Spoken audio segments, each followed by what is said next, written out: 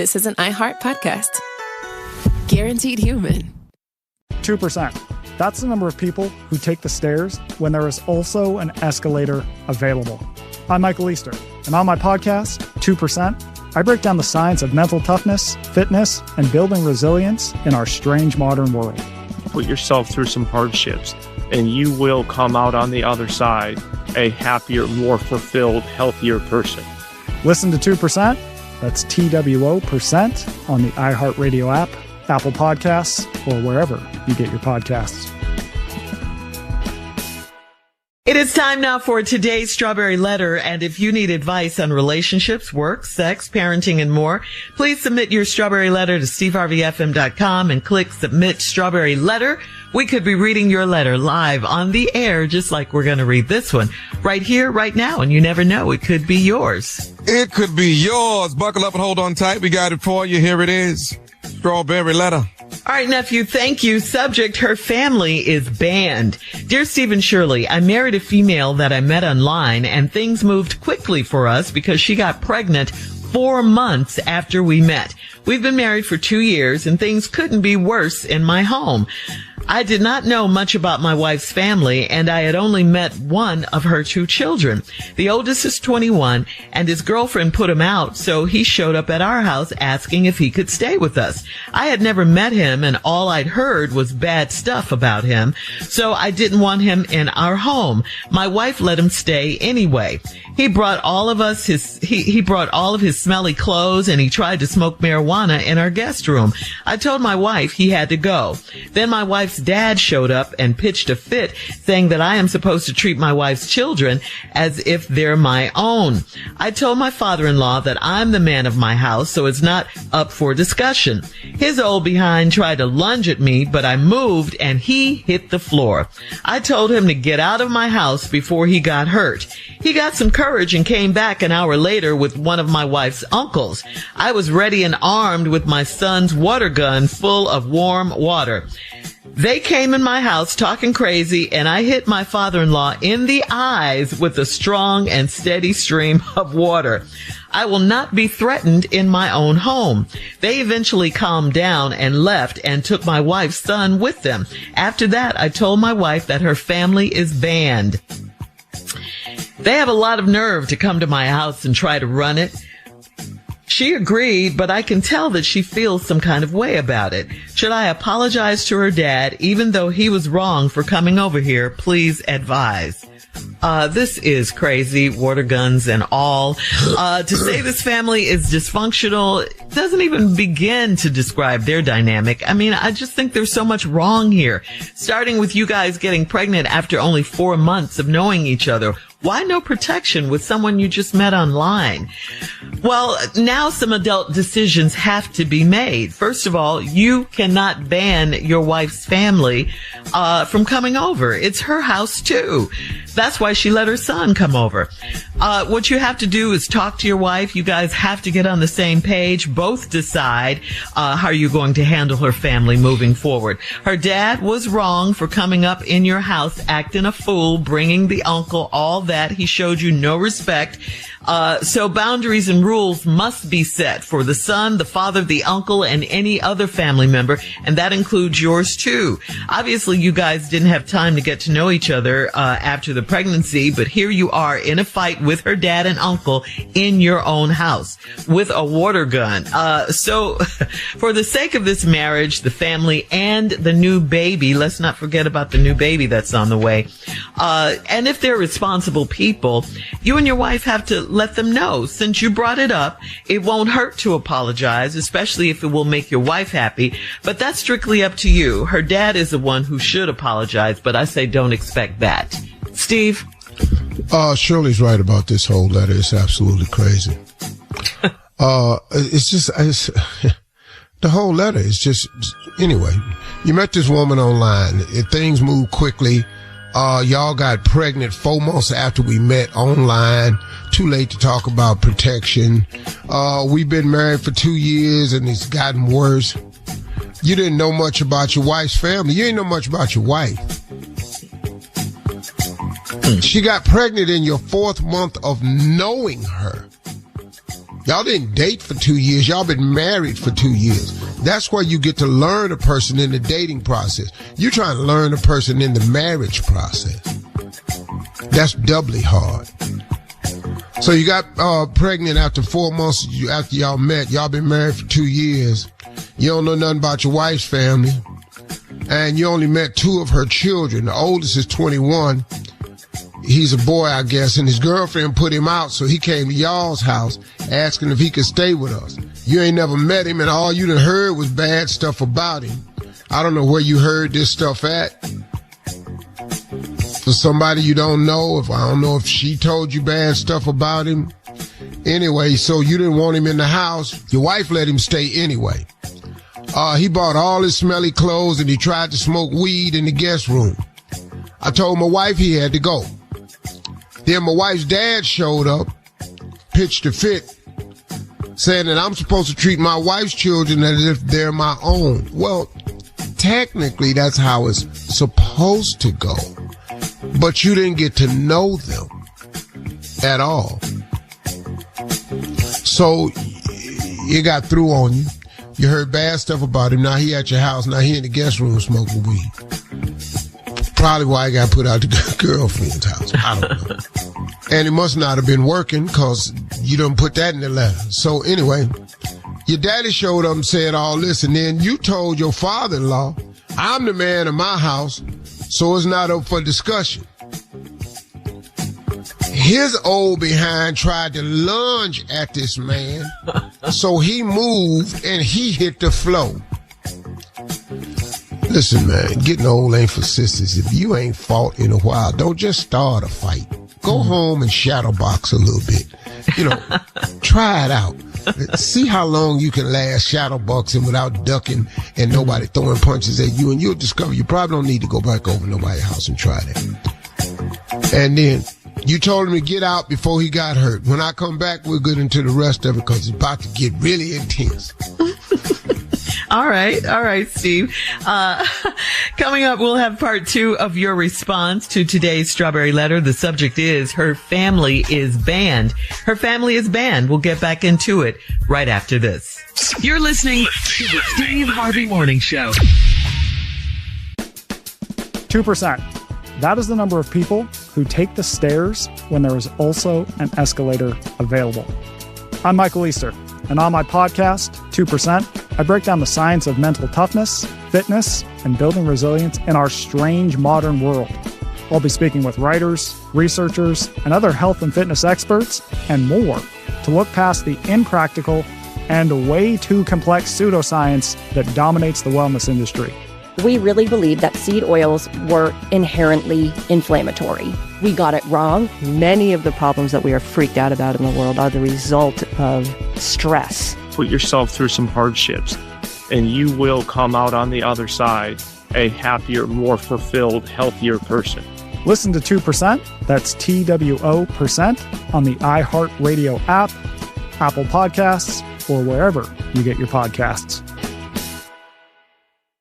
A win is a win. A win is a win. I don't care what y'all say. Yep, that's me, Clifford Taylor IV. You might have seen the skits, the reactions, my journey from basketball to college football, or my career in sports media. Well, somewhere along the way, this platform became bigger than I ever imagined. And now I'm bringing all of that excitement to my brand new podcast, The Clifford Show. This is a place for raw, unfiltered conversations with some of your favorite athletes, creators, and voices that not only deserve to be heard, but celebrated. One week, I'll take you behind the scenes of the biggest moments in sports and entertainment. And the next, we'll talk about life, mental health, purpose, and even music. The Clifford Show isn't just a podcast. It's a space for honest conversations, stories that don't always get told, and for people who are chasing something bigger. So, if you've ever supported me, or you're just chasing down a dream, this is right where you need to be. Listen to The Clifford Show on the iHeartRadio app, Apple Podcasts, or wherever you get your podcasts. And for more behind the scenes, follow @Clifford and at TikTok Podcast Network on TikTok. Do you remember when Diana Ross double-tapped Lil' Kim's boobs at the VMAs? Or when Kanye said that George Bush didn't like black people? I know what you're thinking. What the hell does George Bush got to do with Lil' Kim? Yeah. Well, you can find out on the Look Back at It podcast. I'm Sam J. And I'm Alex English. Each episode, we pick a year, unpack what went down, and try to make sense of how we survived it. including a recent episode with Mark Lamont Hill waxing all about crack in the 80s. To be clear, 84 is big to me, not just because of crack. I'm down to talk about crack all day, but but just so y'all know. I mean, at this point, Mark, this is the second episode where we've discussed crack, so I'm starting to see that there's a through line. We also have AIDS on the table right now, so... Thank you for finishing that sentence. And yes, I don't think there's a more important year for black people. Really? Yeah, for me, it's one of the most important years for black people in American history. Listen to Look Back at It on the iHeartRadio app, Apple Podcasts, or wherever you get your podcasts. I'm John Green. You may know me as the author of The Fault in Our Stars, and now, I guess, also as the co-host of The Away End, a brand new world soccer podcast. I'm Daniel Alarcón, a writer and journalist, and John and I have known each other since we were kids. My first World Cup was Mexico '86. I was 9 years old. I watched every game, and I fell in love. On our new podcast, The Away End, we'll share with you the magic of international football, all leading up to the 2026 World Cup. For us, soccer, football, is a story we've shared for over 30 years, since Daniel was the star player on our high school soccer team. Very debatable. And I was their most loyal and sometimes only fan. I love this game. I love its history, its hope, its heartbreak, and above all, its beauty. Together, we'll find out why, of all the unimportant things, football, soccer, is the most important. Listen to The Away End with Daniel Alarcón and John Green on the iHeartRadio app, Apple Podcasts, or wherever you get your podcasts. Do you ever notice your floors still look dirty even after you mop? Power Mop gives you a deeper clean you can see and feel. Unlike stream mops, Swiffer Power Mop absorbs more dirt and locks it away, even in hard-to-reach places like behind the toilet. The new micro scrubbers deliver thousands of tiny deep cleaning actions for results that look, smell, and feel clean. No more dirty floors. Try the Swiffer Power Mop. Love it or your money back. All right, come on, Steve. Let's recap today's Strawberry Letter. The subject is, her family is banned. All right, I'm going to do this quickly because I want to get to the part about when the old man came back over to the house. All right. Guy met this woman online. They met. She pregnant after 4 months of knowing him. They've been married for 2 years. He don't know nothing about her family, nothing about her kids. One of her oldest kids was a boy, 21, got put out the house. He was staying with this girl, came over to her house. She let him stay. He didn't want the boy to stay because he had heard nothing but bad things about him. He came over to the house, bring all his smelly clothes. He in the guest room smoking weed. You told him that he had to go. Then her father shows up at your door and says that you're supposed to treat her children as if they're your own. Technically, he's right about that, but you didn't even know her.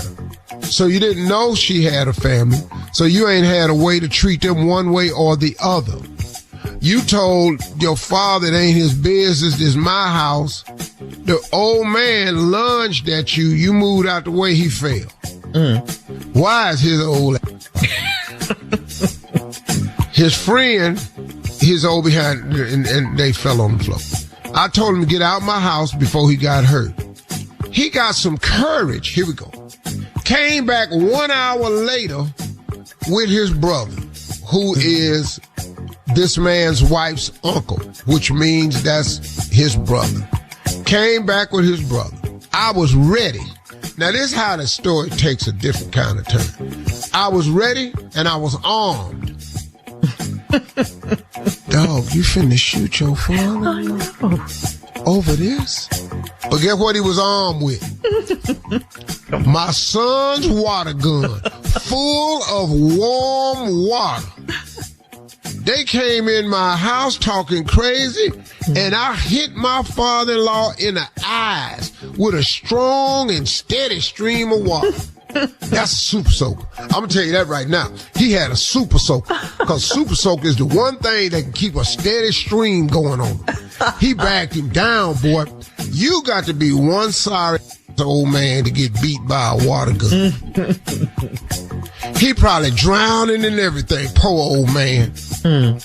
Throwing up, gagging, water all in his eye. He can't see. Help, it's burning me, it's burning me. This water hot. It ain't even hot once it travels through the air. They eventually calmed down and left. These some sorry dudes, man. A water gun got you put out the house. So crazy. And then they took my wife's son with them. After that, I told my wife that her family is banned. They have a lot of nerve to come to my house and try to run it. He's very true. This is this man's house. He is 100% correct. And yeah, y'all can't come over here because y'all don't respect me or my house. So yeah, he has every right to ban these people from coming over. Because they can't do the first time they came over, they tried to jump him. Mm-hmm. So now you can't come back over here. Then the son came over here, smoking weed in the house without permission like it's his. That sense of entitlement. You ain't working. You're sitting over here smoking weed, which is probably why you got put out the girl's house. Then your raggedy grandfather come over here. He lunged at me, fell. Then he come back with his uncle. I'm armed with a water gun. With warm water. Shoot him. It's over. Anyway. Now, he told his wife that her family's banned. Because they got a lot of nerve come to my house and try to run it. She agreed. But I can tell she feels some kind of way about it. Should I apologize to her dad even though he was wrong for coming over here? Please advise. The father-in-law need to apologize for you. If he's so self-righteous and he know the rules of manhood that you have to accept her children as yours, which is true, but you just met this boy. You ain't never met him before. And now he comes over your house. He know he wrong. This a grown man. He know he wrong coming over there. And then gonna come back an hour later with his brother. You bagged him down with a water gun. Did you punk? A water gun. Bruh. I don't think you need to apologize for her father unless you just feel sorry for squirting the water in his eyes. Getting his clothes wet. You could apologize, but he owes you an apology. And men are very different. So here's the deal. Sir, you have to respect my house if you come over. You're welcome to come back, see your daughter. You're welcome to come over for dinner, anything. But you gotta respect my house. If you can get him to say, hey man, you're right. I was wrong for that. Then you release the ban. And yeah, she feeling some kind of way, but her father was wrong. Dead wrong. You had every right to do everything you had. I don't understand this water gun thing. I swear to you. I have been alive a long time. I ain't never heard nobody getting ready for somebody to come back over their house and I'm going to get my water gun. I'm glad it was just a water gun because it didn't escalate to nothing else. So thank you for showing that type of restraint. But her daddy ain't nothing. You got your put by a water gun. And you fail without nobody pushing you. So all right. Thank you, Steve. I would feel comfortable letting him over there anytime, really, because he can't whoop me. Leave your comments on today's Strawberry Letter on Instagram and Facebook and Steve Harvey at Steve Harvey FM. And check us out on the Strawberry Letter podcast on the free iHeartRadio app. Now, coming up next, it is Junior with a sports update right after this. You're listening to the Steve Harvey Morning Show. 2%. That's the number of people who take the stairs when there is also an escalator available.